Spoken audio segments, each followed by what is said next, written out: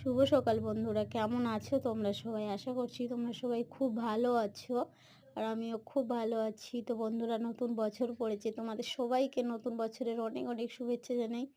নতুন বছর তোমাদের খুব ভালো কাটুক, খুব আনন্দের কাটুক এবং ভগবান তোমাদের সমস্ত ইচ্ছে পূরণ। তো বন্ধুরা, আমি এখন সকালের খাবার খেতে বসেছি। সকালে খুব একটা আমি খাই না, চা বিস্কুট বা দুধ এইসব খেয়েই থাকি।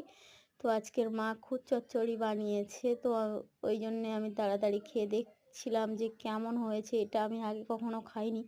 আর পাশে আলু ভাজা ছিল, ওটা আমি করেছিলাম মুড়ি দিয়ে খাবো বলে, তো এটার সঙ্গে আমি মিশিয়ে মিশিয়ে খাবো বলে রেখেছি। আর দেখো বন্ধুরা, পেঁয়াজ দিয়েছে আর লঙ্কা দিয়েছে আর সর্ষের তেল দিয়েছে। এগুলো নাকি এর সঙ্গে মেখে খেলে খুব ভালো লাগবে। তো খেয়ে দেখা যাক জিনিসটা কেমন হয়েছে। তো যখন গালে দিলাম একটু অন্যরকম লাগলো। যতটা খারাপ ভেবেছিলাম ততটা কিন্তু নয়। জিনিসটা সত্যি খুব ভালো লেগেছে খেতে। আর প্রথমবার খাচ্ছি, তো এই জন্য অনেক ভালো লেগেছে। তো আমি খেয়েই চলেছি, এক এক এক করে চামচ নিয়ে গালে খেয়ে যাচ্ছি। কিন্তু বন্ধুরা, মাঝে মধ্যে গালের ভিতরে না কুটকুট করে কাঁকর পড়ছে, কারণ খুদের ভিতরে পাথর তো থাকেই ছোট ছোট, সেই জন্য আমি একটু মাঝে মধ্যে আস্তে আস্তে খাচ্ছিলাম।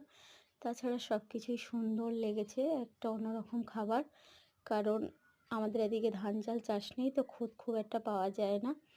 তো আমাদের এদিকে সব জলকর, তো পাশের একটা কাকিমাদের বাড়ির থেকে দিয়ে গেছিলো, তাই মা বানিয়েছিল। তাই আমিও একটু খেয়ে দেখলাম, প্রথম খাচ্ছি, ভালোই লাগলো।